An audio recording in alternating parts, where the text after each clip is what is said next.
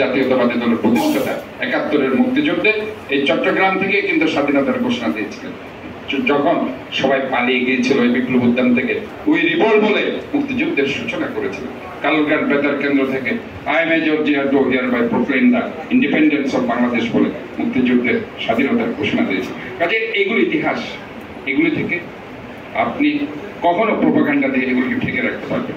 16 বছর অনেক প্রোপাগান্ডা হয়েছে, অনেক ইতিহাসকে তারা ডেভিয়েটেড করার চেষ্টা করেছে, কিন্তু আমরা স্পষ্টভাবে বলতে চাই এগুলোকে ডেভিয়েটেড করা যাবে না।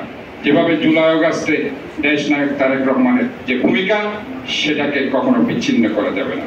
কারণ ডে ওয়ান থেকে আমরা দেখেছি উনি যেভাবে সবাইকে এই জুলাই আগস্টের বিপ্লবের সাথে 36 দিনের যে বিপ্লব, ছাত্রদের যে ছাত্র বৈষম্য বিরোধী আন্দোলনের সাথে সবাইকে একাত্মতা ঘোষণা করার জন্য, আন্দোলন সংগ্রাম অংশগ্রহণ করার জন্য উনি যেভাবে ভূমিকা রেখেছেন, এটা জাতি দেখেছে বিভিন্ন মিডিয়ার মাধ্যমে, সোশ্যাল মিডিয়ার মাধ্যমে, মেইন স্ট্রিম মিডিয়ার মাধ্যমে। কাজে আমি মনে করি এইগুলো যদি আমরা একসাথে অ্যানালাইসিস করতে পারি, আমরা যদি ঐক্যবদ্ধতার জায়গায় আসতে পারি, তাহলে জুলাই অগাস্টের যে বিপ্লব হয়েছে সেটা আমি মনে করি অবশ্যই বাংলাদেশের মানুষ তার থেকে ফল পাবে, যেটার জন্য বাংলাদেশের মানুষ রাজপথে আন্দোলন করেছে।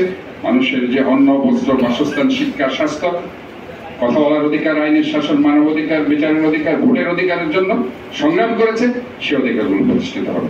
আমি আবারও আজকে যারা এই আন্দোলনে শহীদ হয়েছে, জুলাই আগস্ট সহ গত 16 বছরে যারা প্রাণ দিয়েছে, শহীদ হয়েছে, মৃত্যুবরণ করেছে, সবার আত্মার মাগফিরাত কামনা করছে। এবং আমি মনে করি যে সবাইকে নিয়েই আমাদেরকে একটি দুর্নীতিমুক্ত, সমৃদ্ধশালী একটি বাংলাদেশ গড়ে তুলতে হবে। এবং ফটো সাংবাদিকদের যে ভূমিকা, এই ভূমিকা সব সময় ছিল, থাকবে।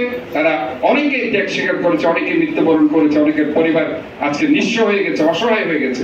আমাদেরকে তাদের পাশে দাঁড়াতে হবে। আমি মেয়র হিসেবে বলতে চাই, যে কোনো সময় আপনারা আমার কাছে আসবেন, ইনশাআল্লাহ আমার হাত সবসময় অশান্তি থাকবে আপনাদের। ইনশাআল্লাহ আমি আছি আপনাদের পাশে, থাকবো সবসময়। ধন্যবাদ সবাইকে, এবং বিশেষ করে